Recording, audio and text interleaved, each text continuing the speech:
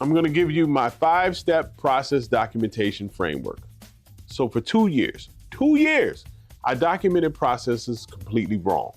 You wanna know how I did it? I sat at my desk, opened a Google Doc, and wrote out how I thought things should be done.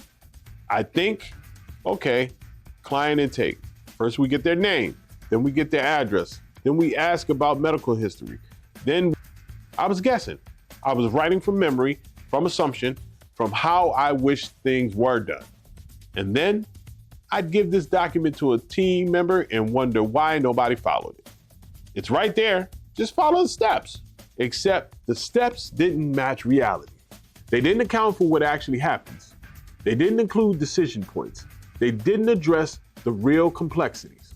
Everything changed when I watched Sarah do an intake. I just observed. And I was shocked by what I saw.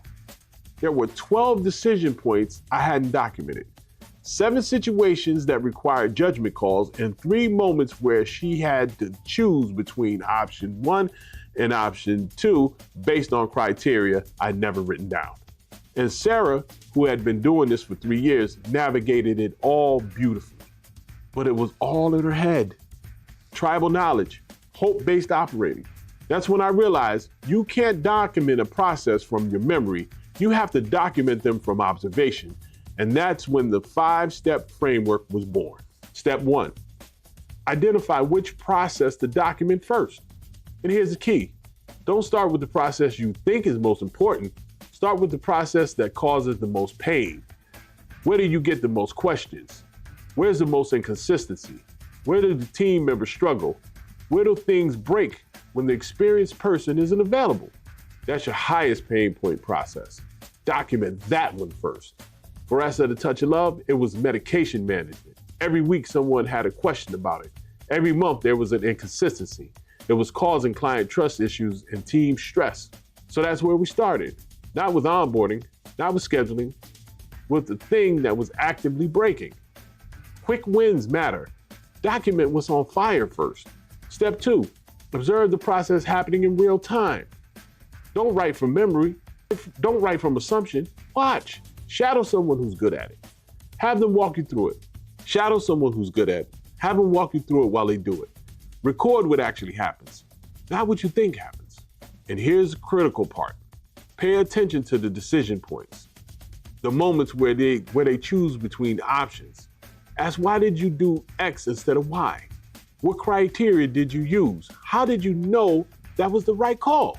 Because that's what's missing from most SOPs, the decision logic, the if-then thinking. When we observed the medication management, we found 7 decision points where we never documented. If the medication isn't where it's supposed to be, what do? If the client refuses, what do? If the dosage seemed wrong, what do? All of that was tribal thinking. We made it documented knowledge. Step 3, document the actual steps, including decision points and actions. Not vague platitudes, not generic instructions, specific steps with specific criteria. Use this format. Action plus decision point plus criteria. Check medication cabinet. If medication is missing, then call pharmacy first. Then notify family.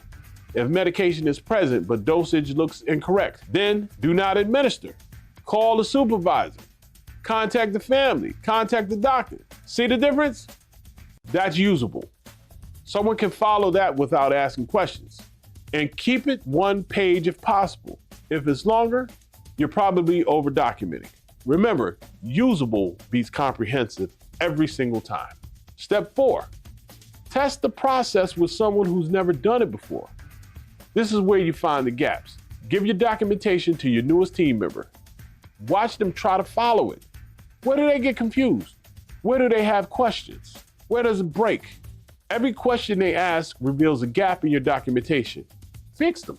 Step 5, refine based on what broke during testing. Update the document and test again. Keep refining until someone new can execute it successfully without asking questions. And here's the key. This isn't a one-time thing. Every time the process changes, update the documentation immediately. Make it living, not static. That's the 5-step framework. Identify, observe, document, test, refine. Let me say that again. The 5-step framework. Identify, observe, document, test, refine. 5 simple steps, but they create documentation that actually works in real service delivery.